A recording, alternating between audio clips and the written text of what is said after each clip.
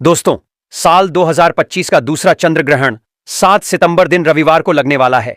यह चंद्र ग्रहण भारत में साफ साफ रूप से देखा जा सकेगा, लेकिन भारत में यह कितने बजे लगेगा और इसका सूतक का समय क्या होगा, साथ ही यह चंद्र ग्रहण कब समाप्त होगा, सारी जानकारी आज की इस वीडियो में मैं आप सभी को बताने वाला हूं।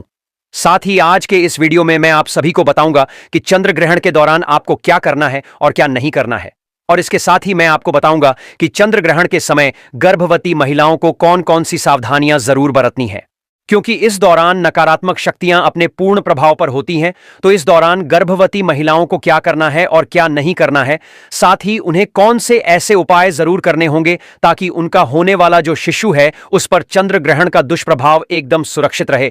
तो दोस्तों, इस वीडियो के माध्यम से आप सभी लोगों को साल 2025 के दूसरे और महाचंद्र ग्रहण की संपूर्ण जानकारी मिलेगी, इसीलिए इस वीडियो को लास्ट तक जरूर देखिएगा।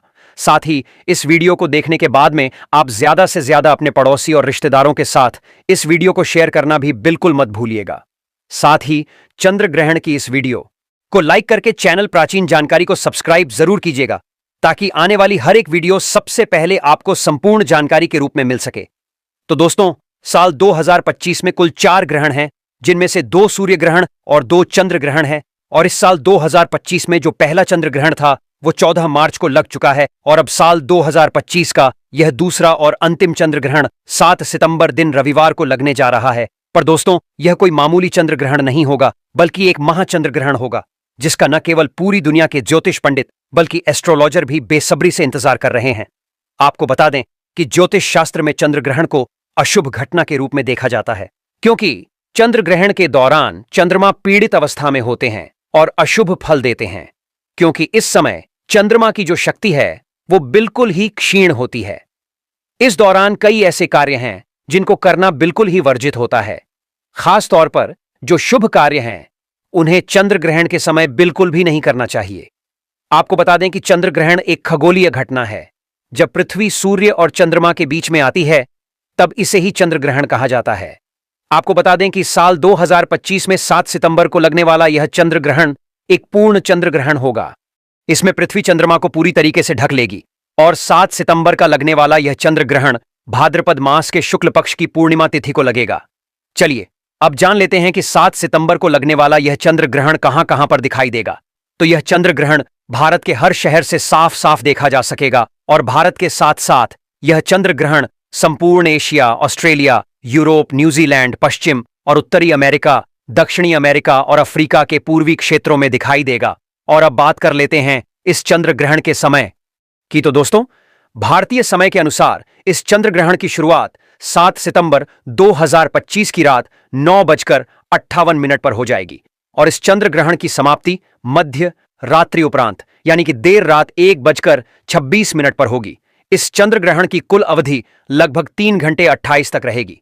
और बात कर लें इस चंद्र ग्रहण के सूतक काल की, तो देखिए, जब सूर्य ग्रहण लगता है तो उसका जो सूतक काल होता है वो 12 घंटे पहले से मान्य होता है, लेकिन चंद्र ग्रहण में सूतक काल 9 घंटे पहले से ही मान्य होता है। और क्योंकि यह चंद्र ग्रहण भारत में दिख रहा है, इसलिए भारत में भी इस चंद्र ग्रहण का सूतक काल बिल्कुल ही मान्य होगा। इस बात का आप थोड़ा सा ध्यान रखिएगा। बात कर ले सूतक काल के समय की, तो आपको बता दूं कि इस चंद्र ग्रहण का सूतक काल की शुरुआत 7 सितंबर 2025 की दोपहर 12:19 पर हो जाएगा, और सूतक काल की समाप्ति ग्रहण के साथ ही 7 सितंबर 2025 की मध्य रात्रि उपरांत यानी कि देर रात 1:36 पर होगी। इसलिए दोस्तों, इस बात का खास रूप से ध्यान रखिएगा कि भारत में सूतक काल और ग्रहण के सारे नियम मान्य होंगे। भारत में रहने वाले लोगों को इस चंद्र ग्रहण के समय विशेष रूप से सावधानी बरतनी होगी। खासकर गर्भवती महिलाओं को इस समय विशेष सावधानी बरतने की आवश्यकता होती है, क्योंकि ग्रहण का सीधा प्रभाव गर्भ में पल रहे शिशु पर पड़ता है। इसलिए चंद्र ग्रहण के समय गर्भवती महिलाओं को चांद की रोशनी में नहीं जाना चाहिए, और अपने गर्भ पर ग्रहण की छाया तो बिल्कुल ही नहीं पड़ने देनी चाहिए। साथ ही चंद्र ग्रहण के समय गर्भवती महिलाओं को ज्यादा से ज्यादा भगवान का ध्यान, मंत्र, जाप आदि करते रहना चाहिए, या किसी धार्मिक पुस्तक का पाठ करना चाहिए। गर्भवती महिलाओं को नुकीली और धारदार चीजों का प्रयोग इस समय सूतक काल और ग्रहण के दौरान बिल्कुल भी करना वर्जित माना जाता है। गर्भवती को ग्रहण में गलती से भी देखना नहीं चाहिए दोस्तों। ग्रहण के समय गर्भवती महिलाओं को किसी भी बात की टेंशन नहीं लेनी चाहिए और इस दौरान गर्भवती महिला को झुककर भी कोई भी काम नहीं करना चाहिए। इस समय सुई धागे का इस्तेमाल ना करें और ना ही बुनाई करें। ऐसा माना जाता है कि ग्रहण के समय प्रेग्नेंट महिला को धातु से निर्मित चीजों का प्रयोग भी नहीं करना चाहिए और ना ही उन्हें इस समय शरीर में धारण करना चाहिए। संभव हो तो ग्रहण खत्म होने के बाद गर्भवती महिला को स्नान अवश्य ही करना चाहिए और ग्रहण के दौरान अपने पेट पर गेरू का लेप अवश्य ही करके रखना चाहिए। अगर आप बीमार हैं तो किसी कारणवश स्नान ना कर पाए, संभव ना हो तो कम से कम अपने ऊपर गंगा जल का छिड़काव अवश्य ही करें और अपने कपड़े अवश्य बदल लें। ग्रहण के दौरान गर्भवती महिला को खाने में छौंक और तड़का भी नहीं लगाना चाहिए। खाने को जितना साधारण रखें उतना ही बेहतर होगा। इसके अलावा बता दें कि ग्रहण के समय पति पत्नी को शारीरिक संबंध भी नहीं बनाने चाहिए। ऐसा करने से आपके घर की सुख शांति खराब हो जाती है। यदि आपकी कुंडली में कोई दोष है तो इस समय ग्रहण के दौरान आप घर से बाहर ना निकलें। खासकर जिनकी कुंडली में राहु केतु का प्रभाव ज्यादा हो, आपको बता दें कि ग्रहण के दौरान तेल मालिश भी नहीं करनी चाहिए। ऐसा करने से त्वचा संबंधी रोगों का सामना करना पड़ता है। दोस्तों, ग्रहण के समय तुलसी के पत्तों का विशेष महत्व होता है। इस समय तुलसी के पत्तों को तोड़ना अशुभ माना जाता है। किसी भी चीज में खाने पीने की जो चीजें हैं उनमें तुलसी दल तोड़कर पहले से ही रख लें और फिर उन्हें जरूर ही डालें। इसके अलावा बता दें कि चंद्र ग्रहण के समय सभी लोगों को कुछ खास बातों का जरूर ध्यान रखना चाहिए, क्योंकि चंद्र ग्रहण का नकारात्मक प्रभाव सभी लोगों के जीवन में देखने को मिलता है। ध्यान रखें कि चंद्र ग्रहण के दौरान बालों में तेल लगाना, भोजन करना, पानी पीना, सोना या बाल बनाना, यह सभी कार्य बिल्कुल ही वर्जित होते हैं। इस दौरान कपड़े धोना, बर्तन धोना, खाना बनाना या फिर ताला खोलना और दंत मंजन करने की भी मनाही की जाती है। अगर आप बीमार हैं, बुजुर्ग हैं या बच्चे हैं या फिर गर्भवती महिला हैं और इस समय ग्रहण के समय कुछ भी खाने पीने की आवश्यकता हो तो आप ग्रहण के सूतक काल लगने से पहले ही खाने पीने की पूरी तैयारी कर लें और हर एक खाने पीने के सामान में तुलसी दल डालना बिल्कुल भी ना भूलें। इससे उन अन्न और जल में ग्रहण का दोष नहीं लगता है और आप ग्रहण की नकारात्मकता से एकदम सुरक्षित रहेंगे। दोस्तों, इसके अलावा चंद्र ग्रहण के समय कोई भी शुभ कार्य नहीं करना चाहिए। आपको बता दें कि ग्रहण के दौरान पूजा भी निषेध मानी गई है। इस दौरान आरती, पूजा पाठ करने की मनाही होती है। इस दौरान मूर्ति का स्पर्श करना बिल्कुल ही वर्जित होता है, क्योंकि इस समय प्रकृति सबसे ज्यादा संवेदनशील स्थिति में होती है। यही कारण है कि इस दौरान पेड़ पौधे, फूल, पत्ते तोड़ना नहीं चाहिए। शास्त्रों के अनुसार चंद्र ग्रहण के दौरान नाखून काटना, बाल काटना, दाढ़ी बनाना अशुभ माना जाता है। आप ग्रहण के समय मांस, मछली, मदिरा आदि का सेवन भी ना करें। ग्रहण की अवधि में यह सब चीजें नहीं खानी चाहिए। सिगरेट और शराब जैसे नशीले पदार्थों से भी बचना चाहिए। चंद्र ग्रहण के दौरान आपको किसी भी तरह का मनोरंजन भी नहीं करना चाहिए। कुछ लोग टाइम पास करने के लिए जुआ या ताश आदि खेलते हैं, जो कि बहुत ही गलत होता है। आपको बता दें कि ग्रहण के समय किसी दूसरे का दिया हुआ अन्न भी नहीं खाना चाहिए, वरना आपके ऊपर भार पड़ता है और 12 वर्षों का पुण्य नष्ट हो जाता है। एक बात का ध्यान रखें कि ग्रहण के दौरान बाहर का खाना भी नहीं खाना चाहिए। इस दौरान सोना नहीं चाहिए, लेकिन गर्भवती महिला, बूढ़े और बच्चों पर यह नियम लागू नहीं होता है। दोस्तों, ग्रहण के समय जितना हो सके ईश्वर का ध्यान करना चाहिए। ग्रहण के समय लड़ाई झगड़ा भी नहीं करना चाहिए। इस दौरान झूठ, कपट, बुरे विचारों से परहेज करें। ग्रहण काल में मन और बुद्धि पर पड़ने वाले कुप्रभाव से बचने के लिए आपको ज्यादा से ज्यादा भगवान का नाम जप करना चाहिए या किसी मंत्र का जाप करना चाहिए। आप चंद्र ग्रहण के दौरान चंद्रमा के मंत्रों का जाप करें। एक मंत्र मैं आप सभी को बता रहा हूं, इसे आप कहीं नोट कर लें और चंद्र ग्रहण के दौरान आप इसका जाप कर सकते हैं। मंत्र है ओम चंद्राय नमः या फिर ओम सोम सोमाय नमः।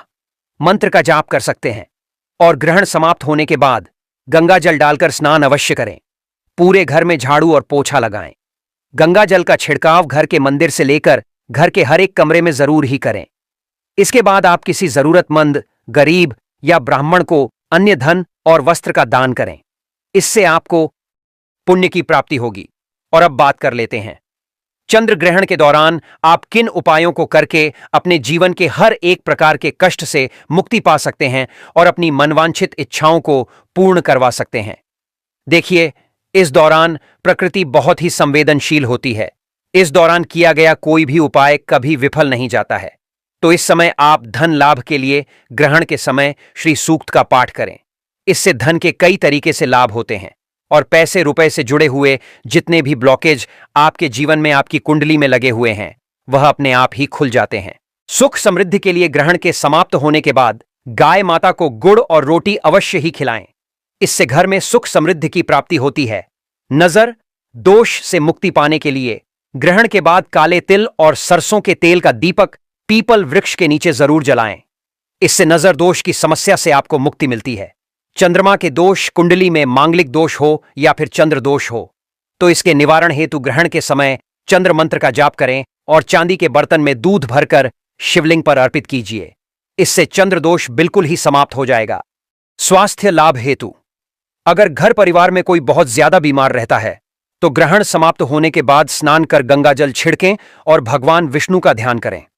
नौकरी और व्यापार में वृद्धि के लिए या सरकारी नौकरी की प्राप्ति के लिए या फिर कोई दूसरी नौकरी में अगर प्रमोशन चाहिए, अगर आप तरक्की करना चाहते हैं तो ऐसे में चंद्र ग्रहण की समाप्ति के बाद तुलसी माता के पास में आप एक शुद्ध घी का दीपक जलाएं और साथ ही में वहीं पर अक्षत और रोली जरूर ही रख दें।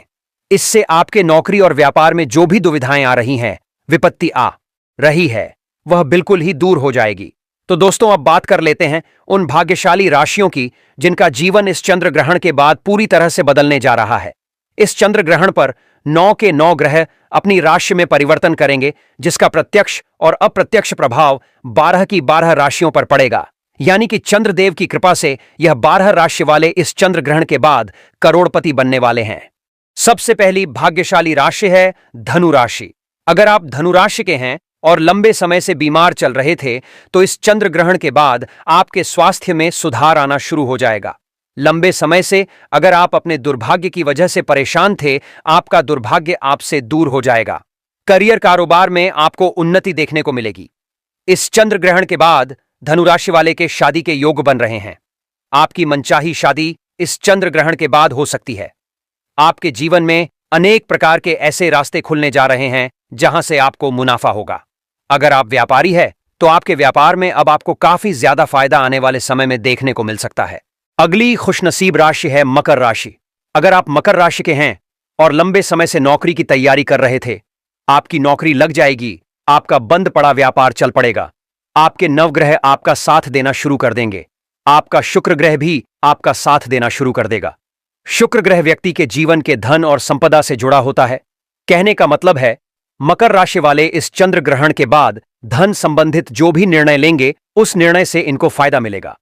आपके जीवन में अनेक प्रकार ऐसे रास्ते खुलने जा रहे हैं जहां से आपको धन की प्राप्ति होगी और आप अपना कहीं भी धन का निवेश करेंगे, उस निवेश से आपको फायदा होगा।